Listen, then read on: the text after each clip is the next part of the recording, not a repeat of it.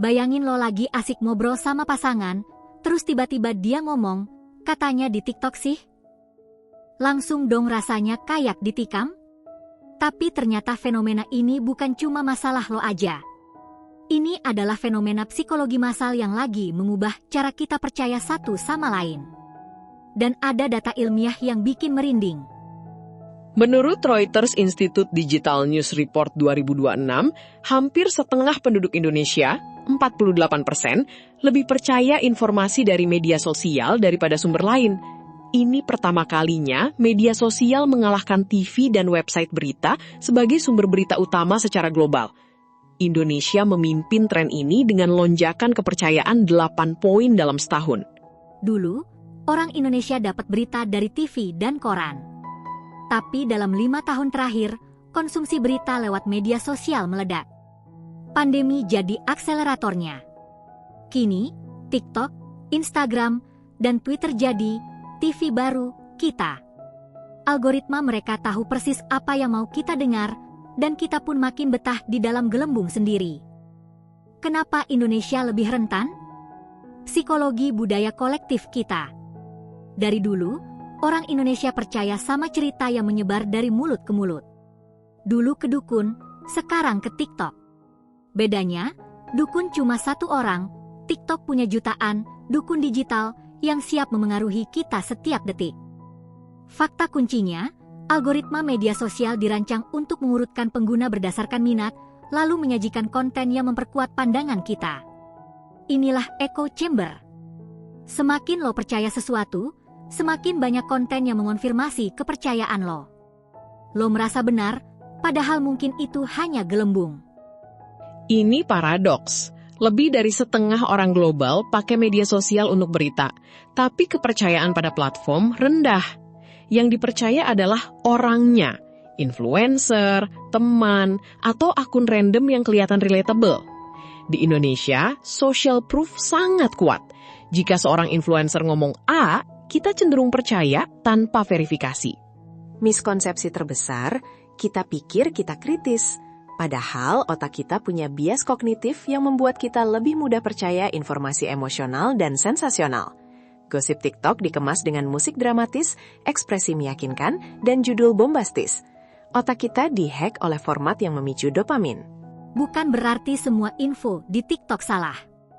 Tapi masalahnya, kita lebih percaya informasi nggak terverifikasi karena disajikan dengan cara yang seru. Sementara fakta dari sumber resmi terasa kering. Ini mirroring dari fenomena dukun, yang penting ceritanya sesuai ekspektasi, bukan kebenarannya. Dampak langsung terasa di hubungan personal.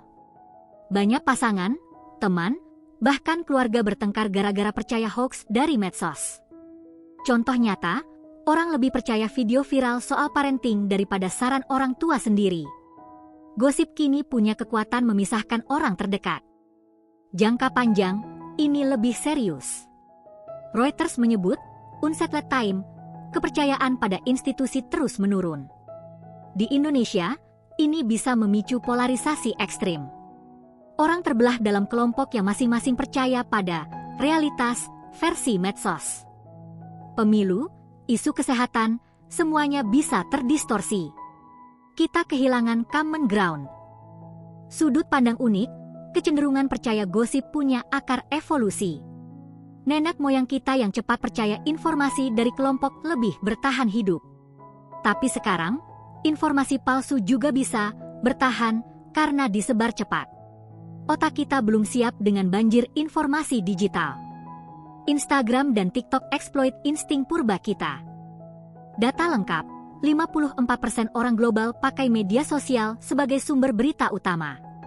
Di Indonesia, kepercayaan naik 8 poin jadi 48%, tertinggi di Asia Tenggara. Generasi 18-24 paling terpengaruh. Mereka terjebak di echo chamber tanpa sadar. Ini bukan sekadar tren, ini perubahan fundamental cara kita memproses informasi. Reaksi publik terhadap temuan ini campur aduk. Banyak yang kaget, ada yang ngebantah. Komentar di medsos, masa sih? Aku kritis kok. Ironisnya, perdebatan ini terjadi di platform yang sama, memperkuat siklusnya.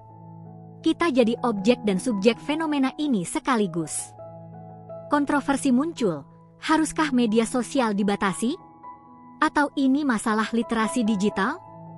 Pemerintah dan aktivis debat panas. Regulasi konten versus kebebasan berpendapat. Indonesia pernah alami hoax politik besar, dan ini bikin luka.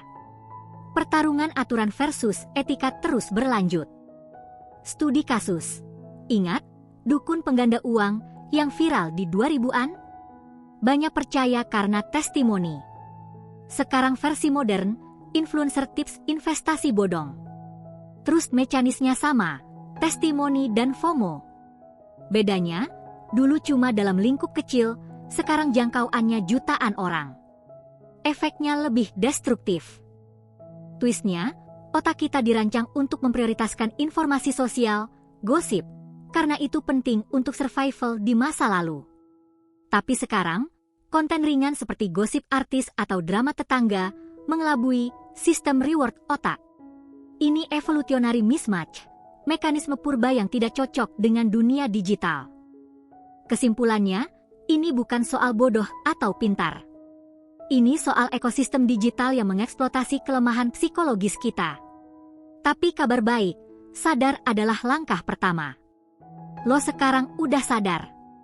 Pilihan ada di tangan lo, terus terbuai gosip, atau mulai cek fakta dan percaya sama yang lebih dekat.